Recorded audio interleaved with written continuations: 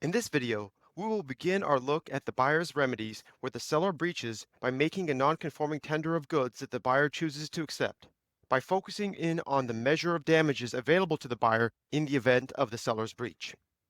As we have said before, where the buyer accepts the seller's non-conforming tender, the buyer is obligated to pay the seller for the goods, that is, despite the seller's breach.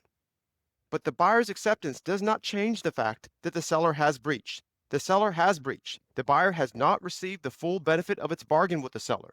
So, assuming the buyer has given the seller timely notice of breach, buyer is still entitled to a remedy from the seller. Specifically, the buyer can seek damages against the seller to compensate the buyer for its loss. The measure of buyer's damages after acceptance of the goods is defined by Section 714 of Article 2, which articulates a different measure of damages than what we have seen before, but it's based on the same underlying principle: to protect the non-breaching party's expectation interest, to put the non-breaching party in the position she expected to be had the contract been fully performed, had there been no breach. Stated differently, to give the non-breaching party the full benefit of the bargain, typically by awarding the non-breaching party, that is the buyer in this scenario, damages in the amount necessary to compensate her for the loss she suffered as a result of the breach. In any contract, the extent of losses suffered by the non-breaching party, that is the buyer in this scenario, and therefore the appropriate measure of damages, will depend on how the seller breaches. Unlike cases where the seller fails to tender or the buyer has rightfully rejected the seller's non-conforming tender of goods, where the buyer accepts non-conforming tender of goods, the buyer has the goods. The buyer has received something of value from the breaching seller, but the buyer got something less than or different than what she expected. She got something other than what she contracted for. Section 714 of Article 2 defines the measure of the buyer's damages in this scenario, and it contemplates two possibilities.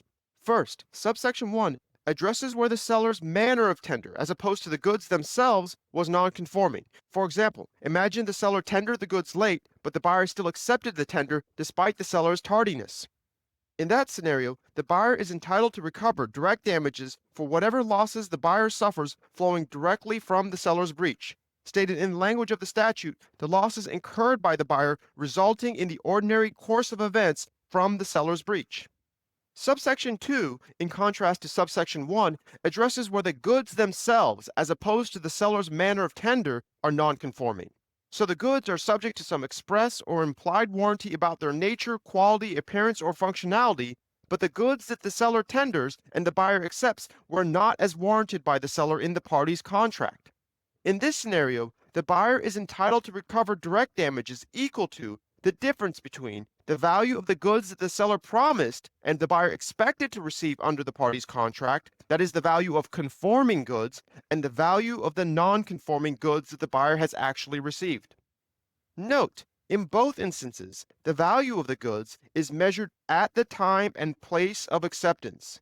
That statutory detail is not particularly important for goods whose price is relatively fixed over time and in different locations.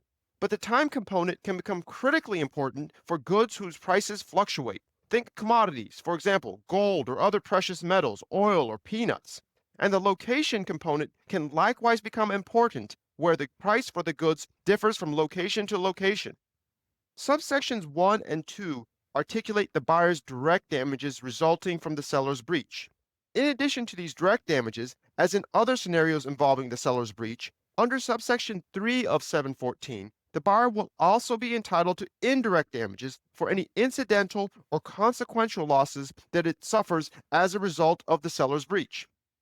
One final note. We have noted before that upon acceptance, the buyer must pay the seller the contract price for the goods. So the buyer must pay the seller despite the seller's breach. And we have also noted now that upon acceptance, the seller must pay the buyer damages for the seller's breach. So in theory, both parties must pay the other.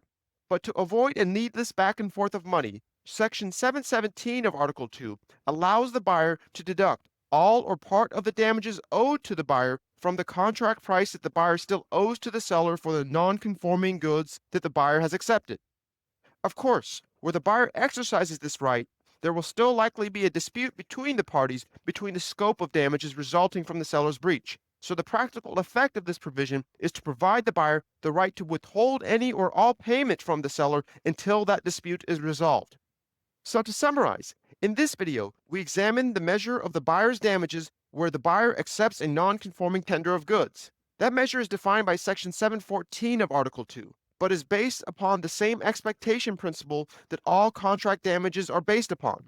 That is, to compensate the buyer for the difference between what she expected to receive, that is what she contracted for, and what the seller actually provided, what the buyer accepted from the seller. In the next video, we will conclude this week's module by examining the limited circumstances under which a buyer may revoke its earlier acceptance of the seller's goods.